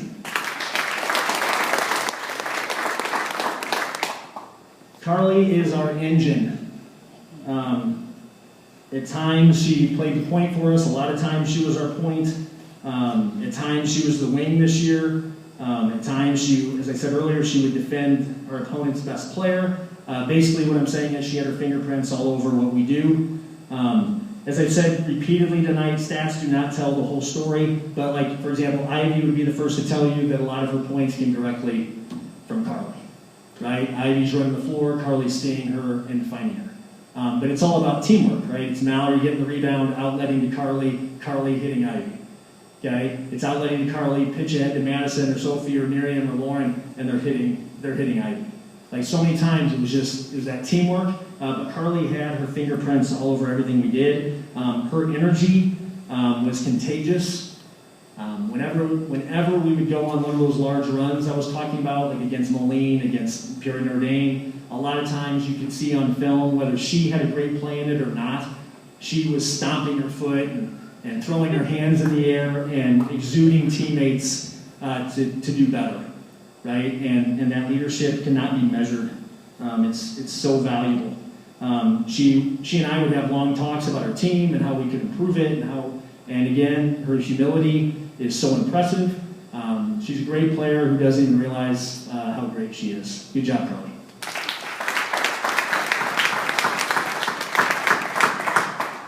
Now we have our seniors. Our first senior couldn't be here tonight, and that's Miriam Zappa. Let's clap it up for Miriam. On the first or second day of practice in a passing drill that's non-contact, she broke her hand. And I felt sick for her. And I know she did. I told her at that point that she had earned playing time and that she would play if she could come back. She did get in at senior night. She had expressed, she had rules to follow, both from the doctor and from me, and from the officials, that because she was wearing an illegal cast, she was supposed to come in and just stand off to the side and under no circumstances get close to anyone. And so she gets in, she plays for 4 seconds and manages to dive for a loose ball and club a kid with her cast as she was doing so. But that's how Miriam is. She's an incredibly tough kid. And you know, one thing that's kind of amazing about Miriam is, and I'll kind of read through this later with the seniors, but she, actually I'll just do it right now. With each senior, I wrote a little note to them because they're not getting the final 4, they're not getting, 4 things to improve, right? And so for Miriam, I just said, I felt so broken for you when you were injured on day 2. You stayed with us. She was at every practice, even when she couldn't play and didn't know if she'd ever be able to. You didn't just return, but contributed. Immediately upon your return, with a still semi-broken hand, she hit 2 threes against Bloomington and helped us win when we haven't even practiced as a group. I remember talking to you about the lack of success that you and your team experienced at Chittix. But just like your broken bone, it's not how you start, but how you finish. You are leaving us an undefeated conference champion. That's pretty remarkable. More importantly, you're moving on with a great work ethic, focus on improvement, and a comfort with being you. I admire that so much. Thank you, Miriam. Great job. Our next senior is Maytrain, Malin Henning. Early in the year, Malin was kind of our backup at every spot, and she kind of became just the backup 4, which doesn't mean that she got limited. It's just it helped our team that everybody kind of had their niche, and it helped everybody really grow, kind of in confidence, I think.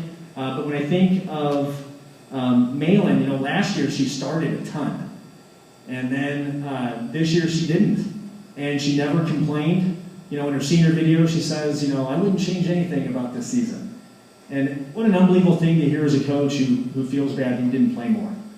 And I know you would have liked to play more. But again, you have such a great heart for others, Malin. I've seen it in basketball, and I've seen it as you've been a friend of my daughter and a friend to all these kids. It's so incredible. She contributed so much to our team. She provided stability in the post. All of our kids would say she improved our passing in practice because she's got the Maytrain arms that go on forever. And in practice, all of our kids would get passes deflected by her. And her heart is just so great for others. And it was so great to see her grow in confidence and confidence for our group. Malin is a great kid who, again, she needs to realize how great she is. Malin, this is your note. You'll forever be someone so special to this program and to me because of how supportive, resilient, unselfish, but powerful you are, because you set a powerful example. Undoubtedly, you would have liked to play more this year, but you never let that interfere with your approach to our team. Your support of teammates is indescribable. Literally an example we will use with younger players for future years. You are competitive but kind. You are fun but fierce. You're a great example of what we want to be. Others-minded but driven. Thank you very much, man. Next, we have Bree Matthews. Bree, in our first game against Moline, Bree was the 9th man. I mean, she actually got in 9th on her team, which just shows that her coach is an idiot, right? And then she gets in, and she immediately takes a charge, which she did about every game. She contributed offensively, she gave us huge energy, and she ended up starting in the second half of that game. She took charges, got big rebounds, scored some big buckets for us all year, and she also provided 3 of my favorite moments. One, and she referenced it in her senior video, and I was so excited. When we came back from quarantine, you know, I was so nervous about so many things, and then I screwed up the rotation. I talked about how we all had these roles, and I screwed up the rotation. Malin would typically sub in for Mallory and take the ball out of bounds. Bree would sub in for Ivy and beat a rim runner. And I know these things don't seem complicated, but we drill these habits. And so then Bree goes in for Mallory. Well, Bree doesn't take the ball out of bounds. So Bloomington scores. Bree doesn't take the ball out of bounds. She takes off running, which is exactly what she's supposed to do. And then Coach Feeney's over there like, why is nobody taking the ball out of bounds? Right? So then at halftime, I apologize to the team and tell them it's totally my fault and I screwed up the rotation. And then Bree, without missing a beat, says, flush it. Right? She says, Coach Feeney, flush it. And it was exactly the message that we had told them all year, and Bree lived it. My second one is the last game, right before half. We hold for one shot. We rotate the ball around beautifully. It was a great possession. Bree ends up scoring right at the buzzer, and her team mobs her, led by Carly. Her team mobs her at half court. And it was such a great moment, how exciting just to see the joy on her face. And then after that game, you know, our season's done, and Bree, I'm going to get emotional again. Bree says to our team, hey guys, we still need to connect, like we need to talk and stuff, because family doesn't stop. Right? And it was so powerful, and again, it's why we play sports. Right? And on that note, Bree, your note to you is, I'm so glad you played this year. For those of you that don't know, Bree was considering not playing. And I said, selfishly, you helped our team so much. But more importantly than wins, your joy, your hard work, your team first unselfishness were blessings and were truly inspirational to all of us. Seeing your joy in taking a charge or getting a rebound brought joy to all of us. But your comments on what our team and family meant to you, your honesty in areas of strength and vulnerability and weakness made all of us closer. You're a champion, Bree, just like Trev, Ty, and Katie. You left a legacy here at NCHS. Great job, Bree.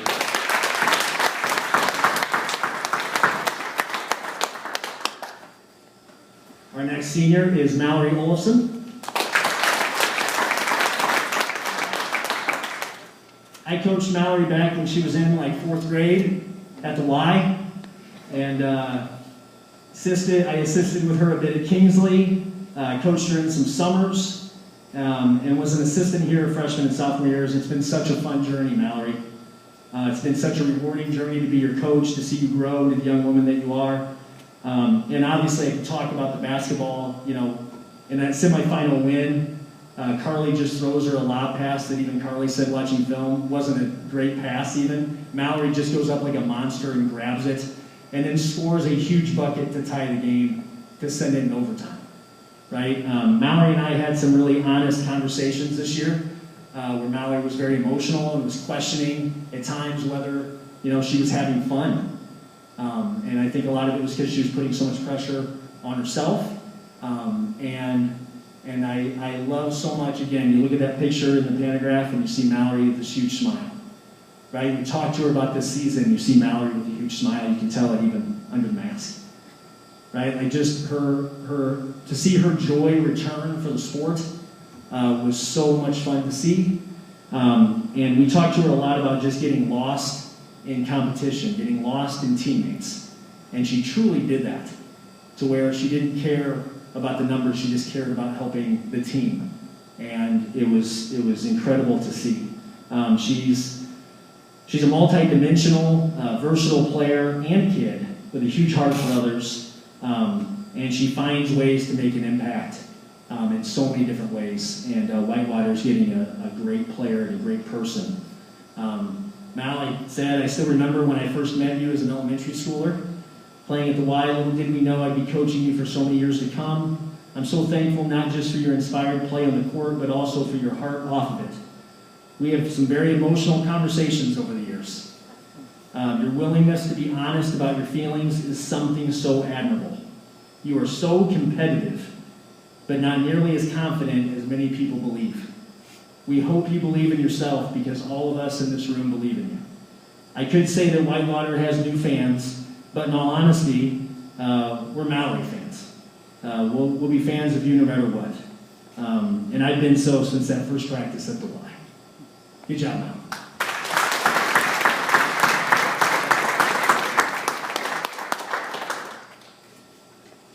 Our last senior, Madison Feeney.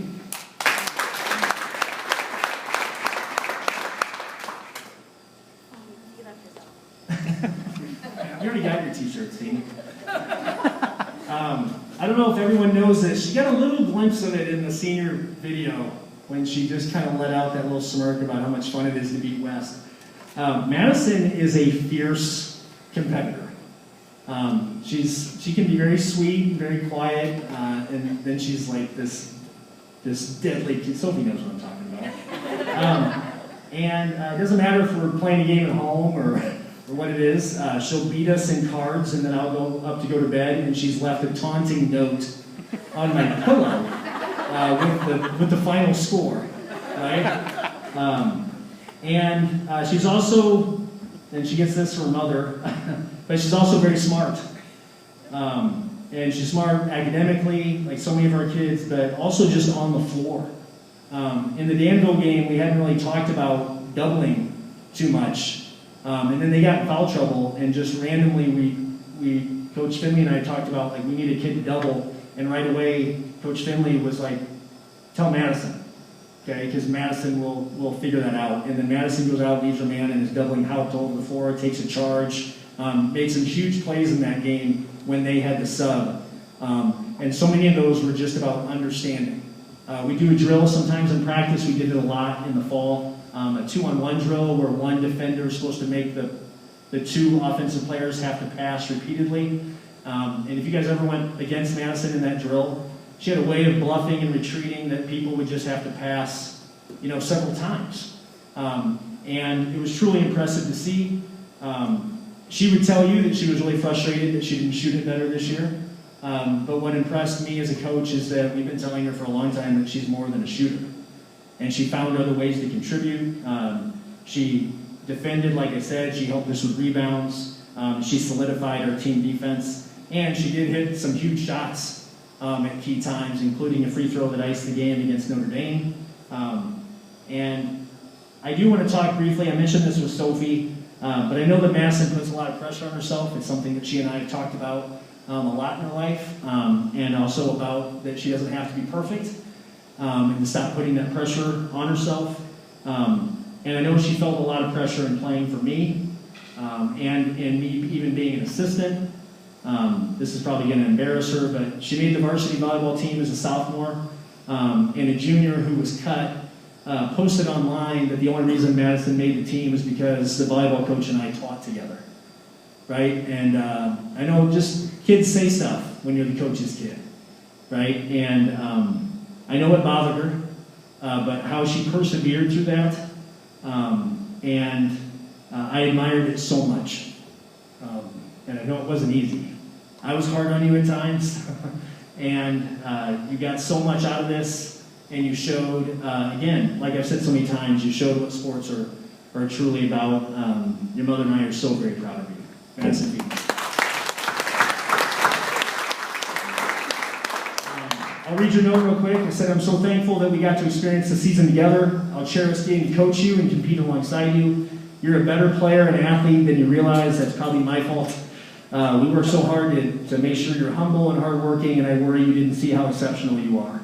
I have so much respect for you. I'm proud and impressed at who you are and who you're becoming. I love being your coach, but I love even more being your dad.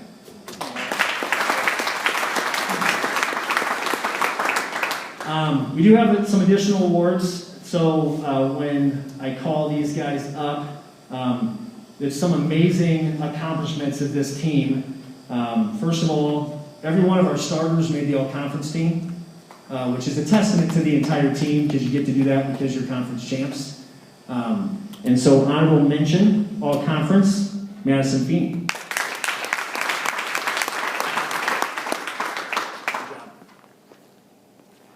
First team all-conference, Sophia Feeney.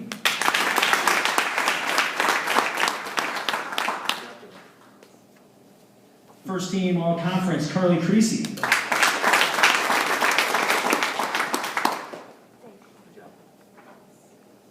First team all-conference, Ivy Juarez.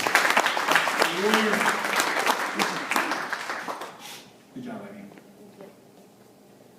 And first team all-conference, Mallory Olafson.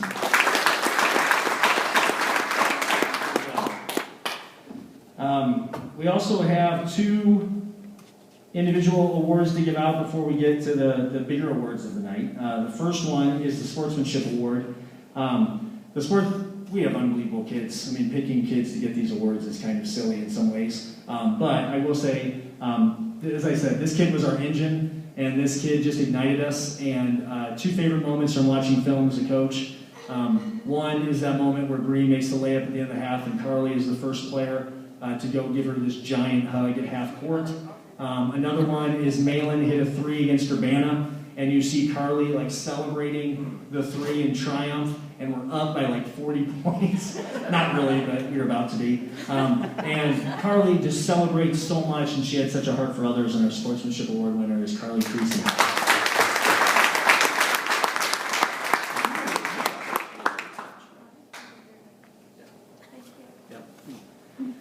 And that brings us to our MVP award.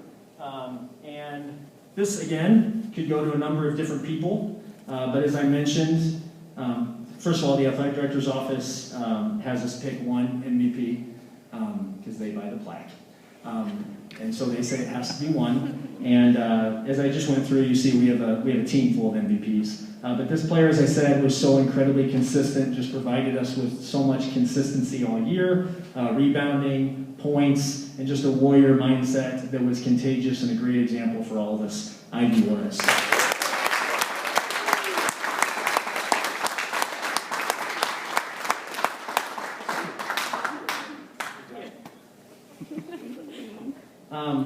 Those are really good, and it takes a lot to get, all conference, and it takes a lot to get, sportsmanship awards and MVPs, and those are great, and they should be very proud of those. But I said that we were about to get to the big awards of the night, and that is that the academic awards.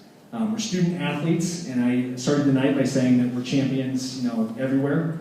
And our varsity team has a cumulative, grade point average. If you average all 15 kids together, including Megan Manning, who does help our GPA, by the way, we have a cumulative grade point average of 4.7, right, on a 5-point scale.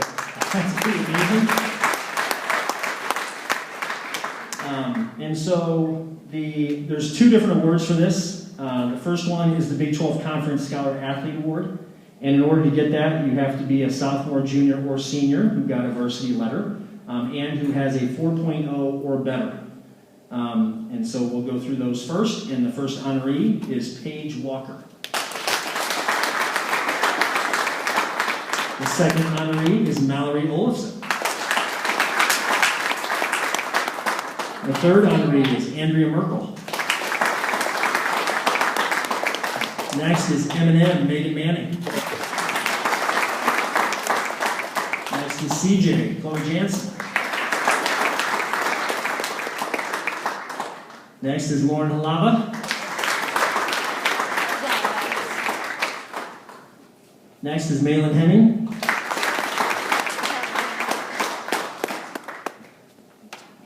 Next is Madison Feeney.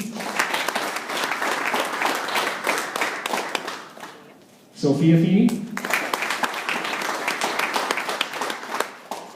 Carly Creasy. And Miriam Zappa. I know that I could have shortened the night and just included all these in the original awards. I get it. Sorry. But these things are worthy of noting, right? And I want our younger kids to hear these things, okay? Because you don't just win. It's not just about the score. It's about being champions everywhere. It's about that unselfishness. It's about being great in the classroom and our hallways. Next is our IHSA Scholastic Achievement Award, and to get this award, you have to be a junior or senior, and you have to have a GPA of 4.5 or higher. Madison Feeney. Megan Manning. Andrea Merkel. Mallory Olafson. Paige Walker. Miriam Zappa. And Carly Creasy.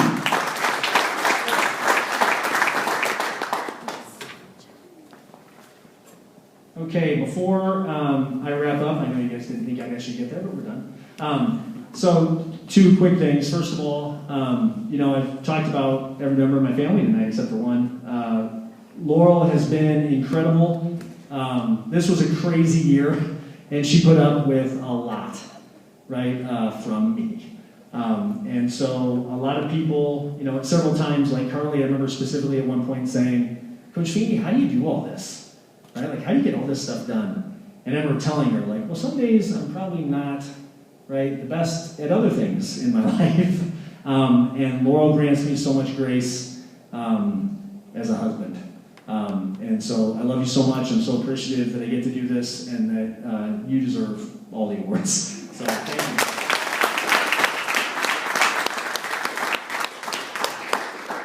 Coach, am I forgetting anything? All right. Two quick things. Varsity players, I do have certificates for you, so see me before you leave. Seniors, I've got your cards that I do want to give you before you leave with the note that I wrote to you. Such an unbelievable season, such a great year. I thank you guys so much. And now Karen Quinn, I think, is going to come up and close us out.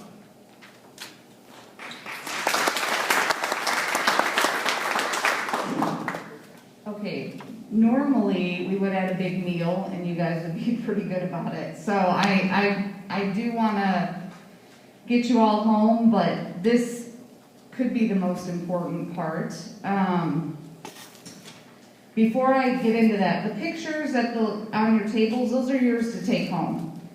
Please leave the stands as we reuse them, but those pictures are for you. And if anyone wants one of the varsity posters that you've seen of the girls, if you want those, just see me. They're $5. The Ink Spot did them. They're amazing. They did the videos as well. So anything like that, just let me know. I think you all know me. I'm the face behind all the emails you've had all season. I'm Carly Creasy's mom. But I apologize for all the emails, but in a normal season, there's even going to be way more to do. So get ready for next year. On behalf of the families and players, I want to take a minute to thank our wonderful coaching staff for all the time and effort you put into allowing us to have a season at all. You gave up your time, fought through all this pandemic stuff, and never wavered on your dedication to our girls. And what an amazing season it really was. Coach Selwyn returned for a second season, and with a newborn at home, managed to get it all done, help kids with math, and not fall over at practice. Coach Goody joined the JV ranks after filling some very stylish shoes left by Coach Shaky. Coach Goody assimilated well from football since I didn't see too many tackling drills on the JV team. There might have been a few. And Coach Finley was an awesome addition to the varsity bench and assumed the role of coach, therapist, mom, you name it. And we hope you're here to stay, and since he announced it, I guess you have to stay next year. Last but certainly not least, we want to take some time to thank the one man who refuses to take credit for anything, Coach Feeney. If you notice, anytime he's thanked or any interview, our success is all the result of someone else. But for those of us who have been in the program, know that could not be farther from the truth. So I want everyone to understand what they have to look forward to and why our seniors are so sad to leave. I had Carly poll the team, and question was, what word or phrase do you think of when it comes to Coach Feeney? No, these are good. Okay, so selfless, supportive, compassionate, hilarious, iconic, generous, trusting, understanding, father figure, not from Sophie or Madison, and enthusiastic and genuine. I asked the same question to some of the parents who've been in the program the last couple of years, and we were much wordier. But the first phrase that came to mind was, bad play, flush it down. So they didn't think I could incorporate that in, but it's been a theme of the night. You never gave up on our girls. You didn't sub them out when we were down or for a mistake.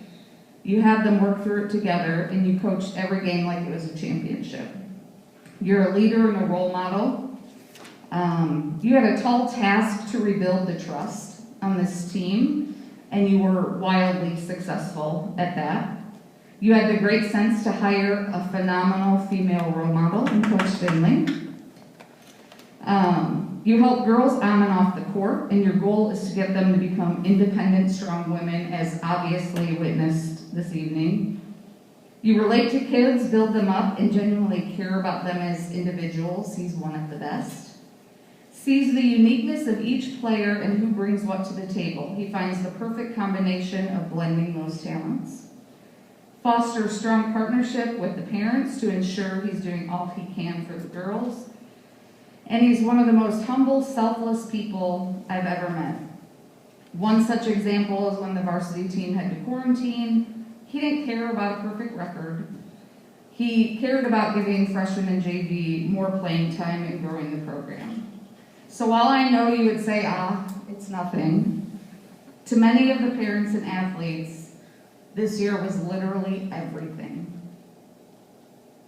Thank you for stepping up when you were needed most and making the girls believe in themselves and each other. It was a banner, albeit weird, return as a head coach for you. But looking around this room, you have many victories ahead. So please, round of applause for the entire program.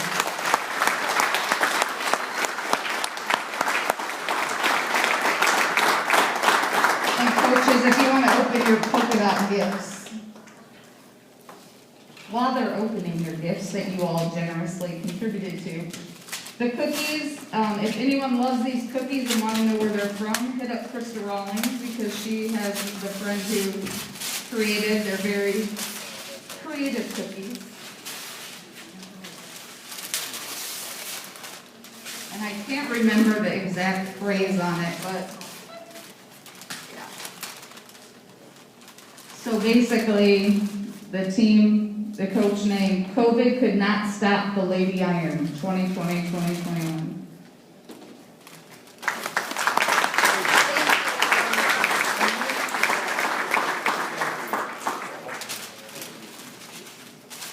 Thank you guys so much, Karen. Thank you for those incredibly kind words. It's okay in the next few years if some of you disagree with them, as I coach you guys in the future.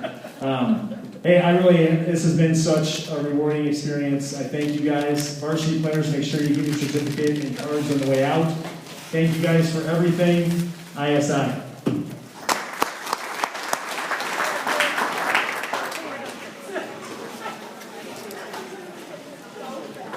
Don't forget, there are pictures in the back corner if you did not pick up your team pics yet.